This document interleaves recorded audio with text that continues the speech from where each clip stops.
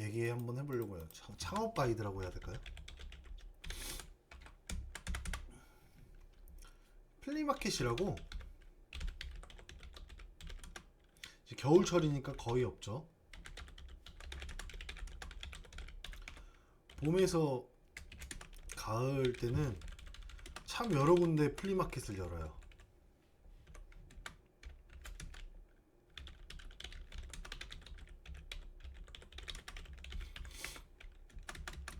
그래서 장터라고도 하죠. 그러면 이제 장터가 열리는데 이제 판매 품목을 정해야 돼요. 판매 품목을 정하고 그 판매 품목이 내가 들어가고자 하는 플리마켓에 겹치면 잘 안 받아줘요. 그래서 이제 붕어빵 한번 이야기를 같이 하려고 하는데, 겨울철에는 이제 붕어빵을 많이 팔잖아요. 그러면 붕어빵 한 창업병이나 뭐 이런 것들 한번 전체적으로 알아보려고 합니다. 그래서 제가 뭐 여러 가지 알아봤는데, 이렇게 붕어빵 창업 이렇게 딱 검색을 하면은 굉장히 많은 글들이 나와 있어요. 이분 밑식당님 인플루언서가 쓴 글이 잘 되어 있더라고요. 그래서 뭐 대략적으로 이거를 제가 뭐 그대로 따라쓰기는 그러니까 한번 글 읽어보시면 될 것 같고요. 붕어빵을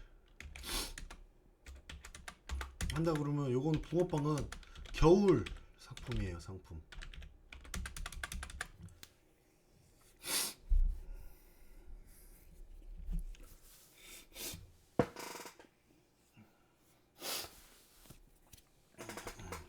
상당히 많이 남죠.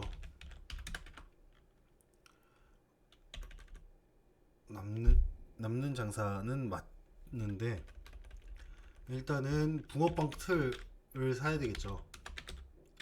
틀, 가스 이렇게만 있으면 되고, 이제 그 반죽은 다 밀가루죠.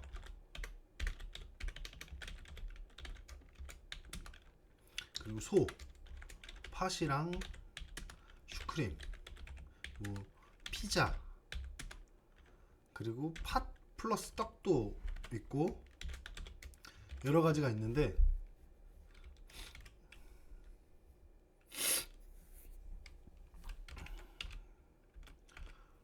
요거를 마련을 해야 되고, 이제 그 포장마차처럼 마차비 같은 게 좀 들어가겠죠. 그래서 대략적으로 봤을 때 창업 비용은 싸게 잡으면 200 언더고, 비싸게 잡으면 한 300 정도 나오는 것 같아요.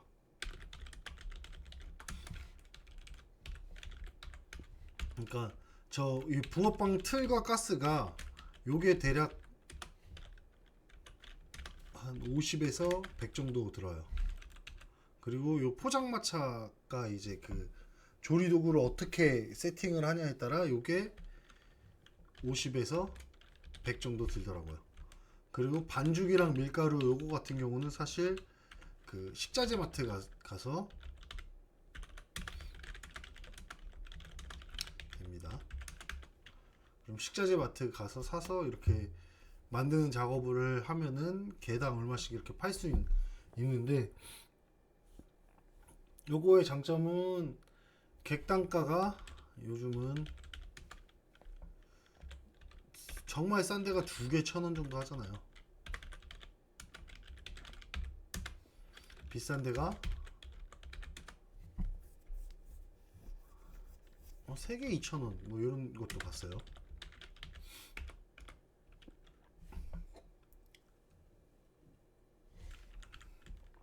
그러면 객단가는 대략 한 3,000원 정도 잡으면 될 것 같은데,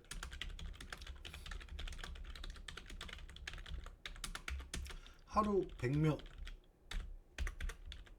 오면 1매출 30 됩니다.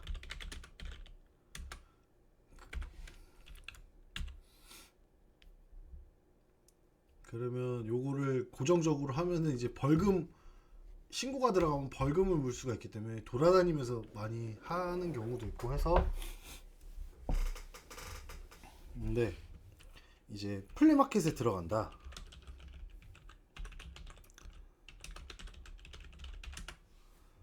그러면 플리마켓에서 장사를 하려면 운영 주체를 확인해야 돼요. 그래서 이걸 팀장님이라고 부르거든요.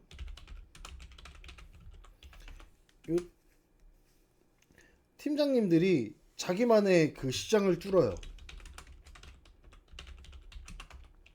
그래서 요 플리마켓 하시는 분들을 모읍니다. 근데 여기서 이제 재미난 거는 저도 저 팀장을 해보고 싶더라고요.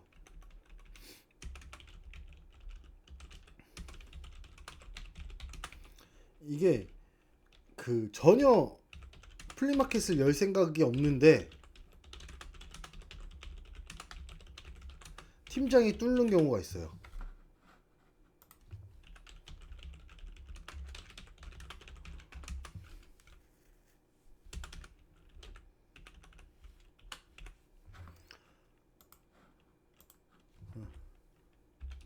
전혀 이런 경우는 팀장이 돈을 받아도 아깝진 않죠.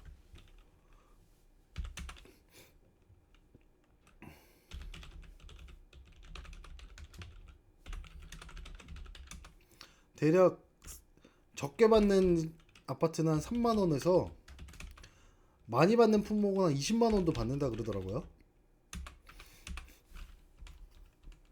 그러면 3만원 받고 들어가서 내가 거기서 한 20 판다 그러면 17만원 남는 거예요. 하루 일당 치고는 나쁘지 않죠. 15만원 정도 버는 거니까.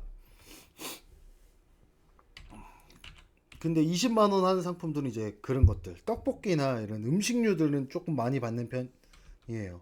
왜냐면 음식류들은 매출이 기본적으로 많이 나와요. 뭐 1000세대 사는 아파트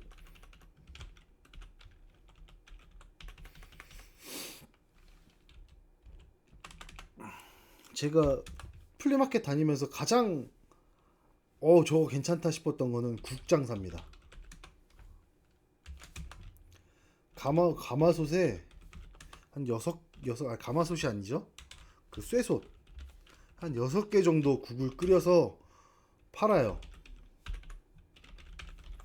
그 우리 그 배달 시켜 먹으면 요만한 거 있잖아요. 배달 닭도리탕 같은 거 시켜 먹으면 그 나오는 거에 국을 가득 담아줘요.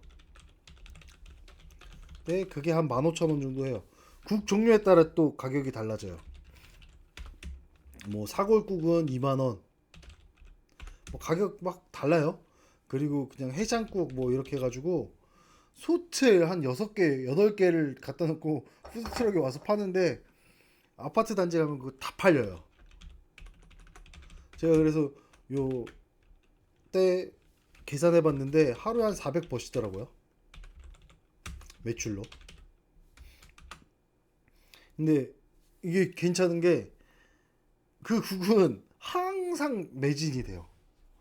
제가 했었던 상품은 포켓몬 카드랑 뭐 아이들 장난감 이런 거 팔았었는데 이건 좀 천차만별이거든요. 그러니까 어린이날 전후로 해서는 잘 팔리는데 또 경기가 안 좋으면 안 팔리기도 하고 하는데 요 국 같은 경우는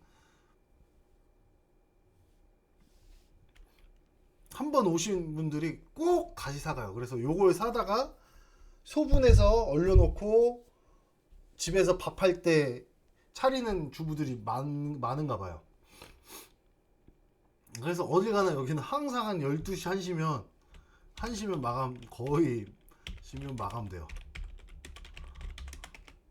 그리고 어마어마하게 팔고, 그리고 원가도 생각보다 적을 거다. 물이랑 식재료들 대량으로 사서 끓이고 팔면 되니까요. 이런 경우. 두 번째는 요게 그거예요. 이거는 아니 갑자기 국 얘기가 나왔는데, 두 번째는 이제 플리마켓이 열릴 계획이 있는 곳인데 팀장이 차고 들어간 경우가 있어요. 뭐냐면 지금은 우리나라가 동별로 축제를 하거든요. 마을 축제도 많고 구에서도 축제를 하고 하면은 거기 축제 계획에 플리마켓이 정해져 있어요. 먹거리 장터 연다 뭐 이런 게 많이 열려요. 근데 이랬을 때 그 팀장들이 요런데 미리 입찰을 해서 받는 경우가 있어요.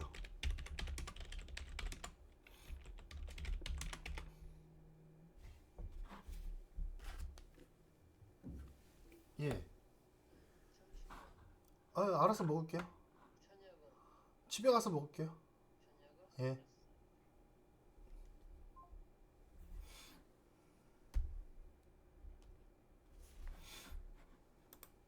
이때가 조금 양아치가 되는 거죠. 이게 정부에서 하면 플리마켓 관련돼서 다 지원해 주거든요.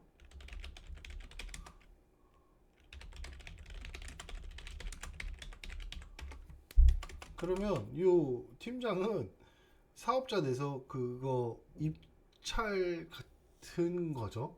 입찰.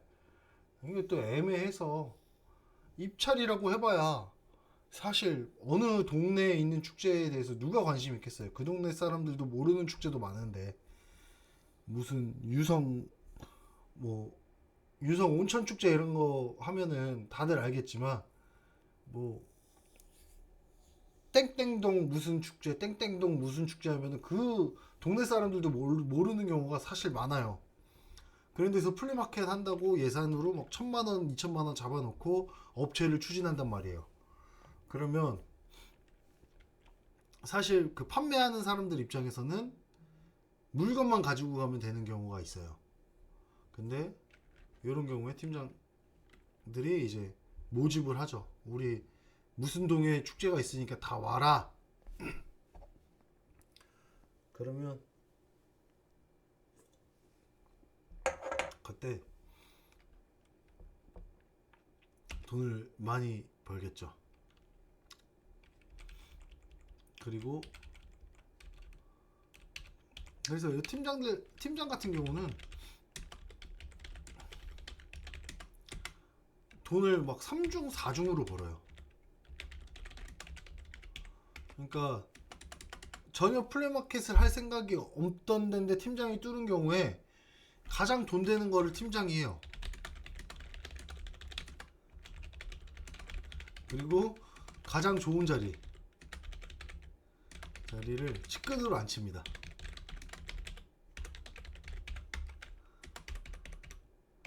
그리고 저 뭐 정부에서 하는 거 입찰 받으면 그때는 돈 진짜 떼돈 버는 거죠.